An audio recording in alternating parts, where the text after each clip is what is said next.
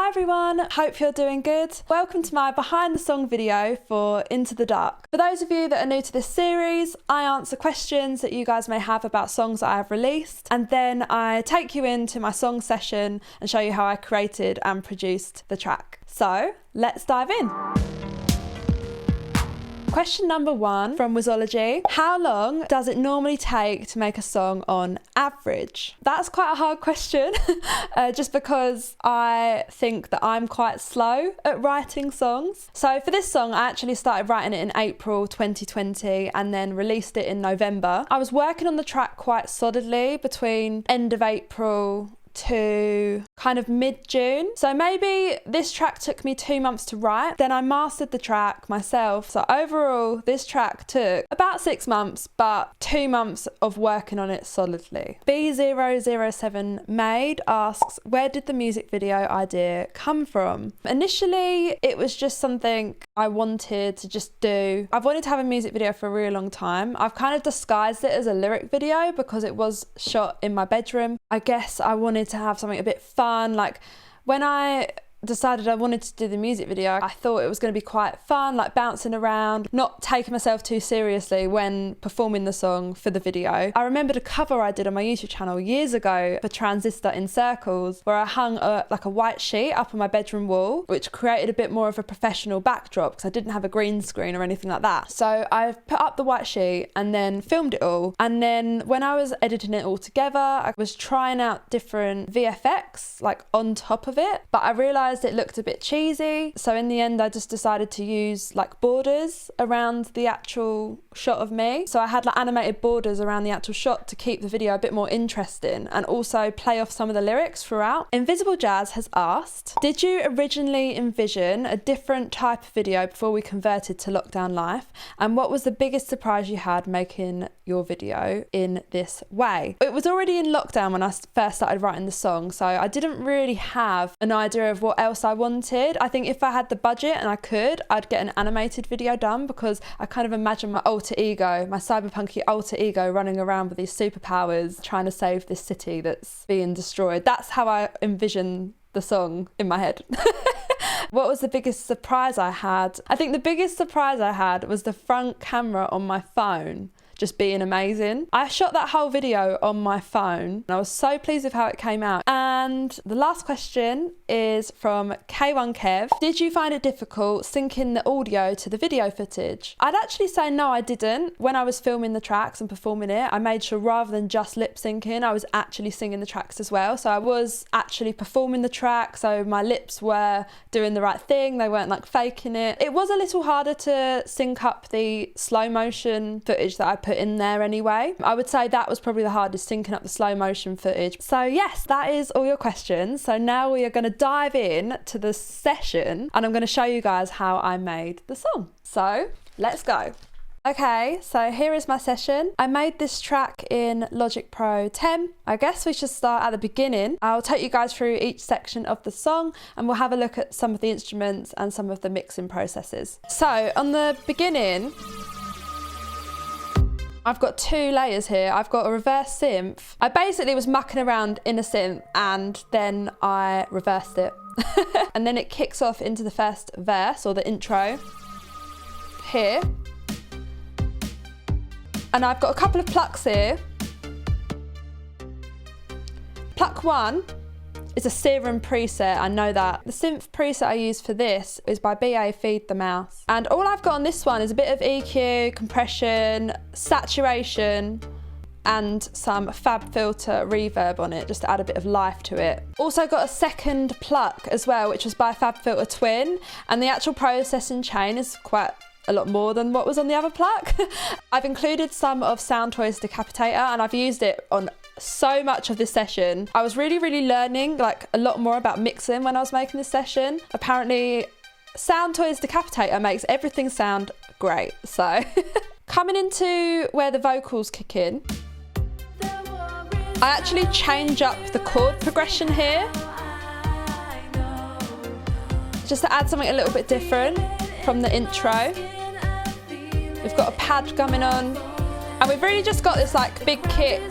We've got a double kick actually. I layered up 2 kicks. So we've got a 909 which is low end. And then I've got this bigger kick at the top by a Commode. It's a Commode sample. And together, they just sound a bit more, that 909 gives that first kick a bit more depth, a bit more oomph. So the hi-hats, I think we've used are 909s. I can't actually unfreeze my tracks at the moment because it crashes the session. And then we've got these effects that kind of build up into the first chorus. So we'll listen to it on its own. There. And then in context,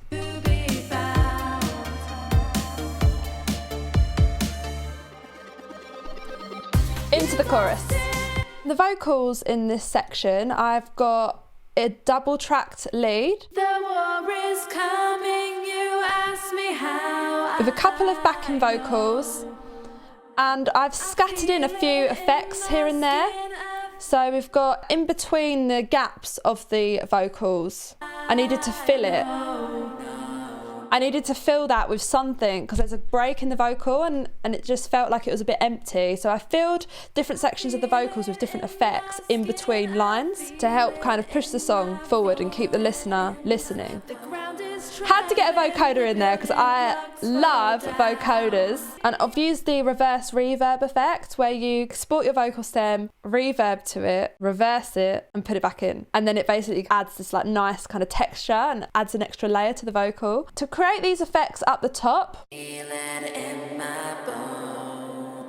I used a plugin by Wave called Ovox. It's quite cool. It's got loads of really cool effects in it. I've barely even scratched the surface. All right, let's go on to the chorus. I really wanted like a big chorus for this song.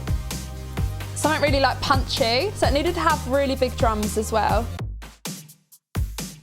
So we've got like funky hi-hats going on, a little shaker, and just like a fun drum pattern.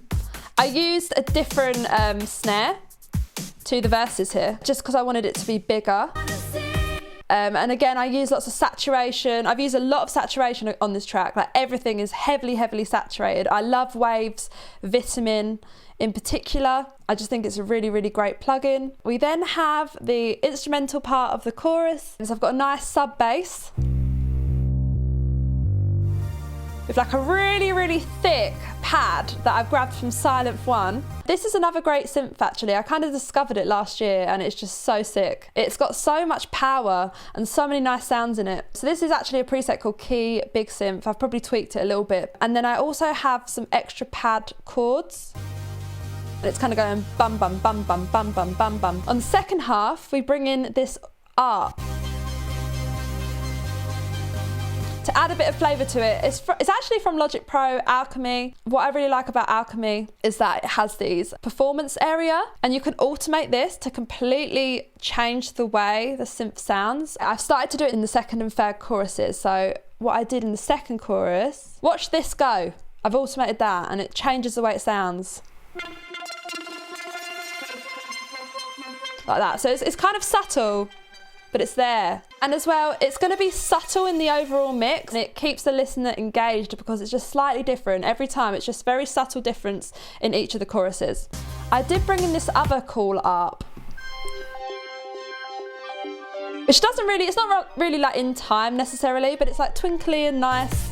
It's just there, it's like very subtle, just adds that little layer. And then we've got the vocals. So what I've done for the chorus is I've double tracked, I've even triple tracked the vocals actually. So I've got one pan to the left and one pan to the right, and then we've got the lead in the center. And on the lead vocal here, I've used a bit of Universal Audio's 1176LN Legacy, which is a compressor. I've used Varicomp as well, so I've compressed it even more, followed by Vitamin to saturate it, and then a bit of Sound Toys Decapitator, just to add a bit of like a grit to it. Yeah, so we've got triple track vocals, plus 4 layers of backing vocals. Breathe it in. So I've got one line on this chorus that's a whole octave lower than the original line. The actual lead is actually quite high. It's definitely more on my upper range, so it's really hard to sing anyway. And I thought it'd be nice to have like the really low level backing vocal just sitting underneath. And then I've got an actual harmony following along as well. You don't wanna see. So we've got the leads, octave lower, harmonies. All right, into the second verse. We've got a new synth coming in with a slightly different melody. And it's just slightly different, you know, it's a bit funky, bit off. It's almost a bit discordant to the actual melody of the rest of the track. And I've used Native Instruments Massive with that. Again, a lot of my processing really is EQ, compression, distortion, saturation. I've used a lot of saturation and distortion on this track, but when I was making this track, that's what I discovered really worked. I just was like, oh my God, saturation really works and distortion just really works. They both sound really nice. Yeah, so vocals on this bit, it generally follows the same rhythm and stuff and melody as the first verse, but I've added a few kind of different effects to keep it interesting. So we've got this little but in the mix it sounds more like a glitch.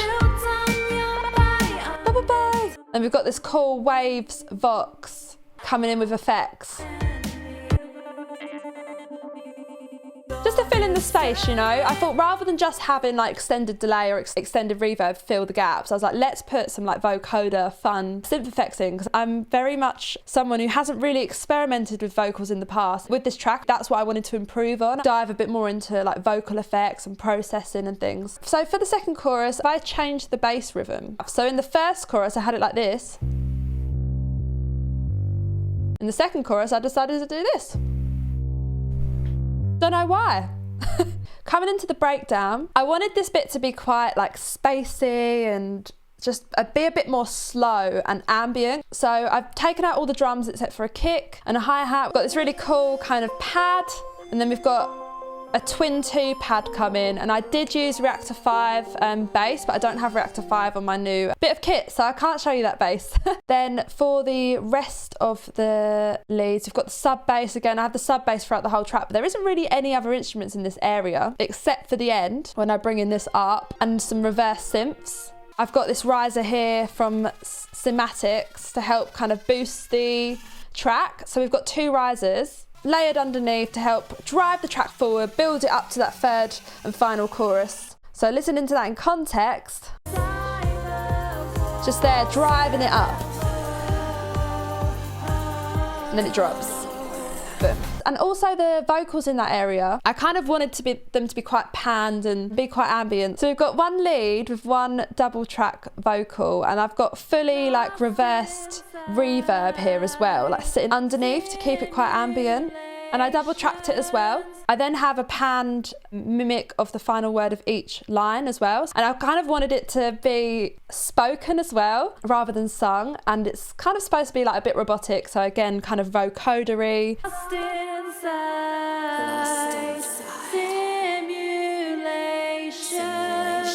And I kind of wanted it to sound a bit cyberpunky and robotic. I love that kind of sound. Cyber warfare. And like whispered.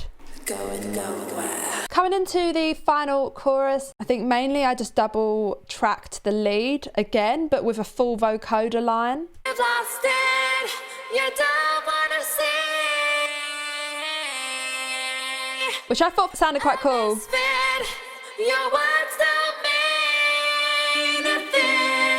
I think I probably changed the drums very slightly. I added another shaker in the final chorus. So this was the original one, which I've added a phaser on. That's one thing I do quite a lot with like percussion and things, hi-hats, shakers. I add a little phaser on to help the sound just sound a bit less MIDI. There you go, little tip, little drum tips. And also I have the line Into the Dark here. So originally I had this at the end, but I thought I'd put it into the final chorus. You don't wanna see. The line Into the Dark, it kind of plays into the chorus. You've lost it, you don't want to see it into the dark. So I've added that extra bit. And all that is, I think, is the lead vocal of me saying it. Into the dark. And I have put it through like a shifter to make it sound really low, pitch shifter. Into the dark, into the dark. And I've added loads of delay onto it. I've put FabFilter Timeless 2 onto it. I'm not going to unfreeze it because I know it will just go weird. And then coming into the outro, I bring those intro synths back. I pick up my arms and venture into the dark. And then have this kind of spoken line to kind of finish a song. 'Cause I've never done that in any of my other songs, and I just thought it was a fun way to end the track. It was very creepy, but cool. And then it just fades out.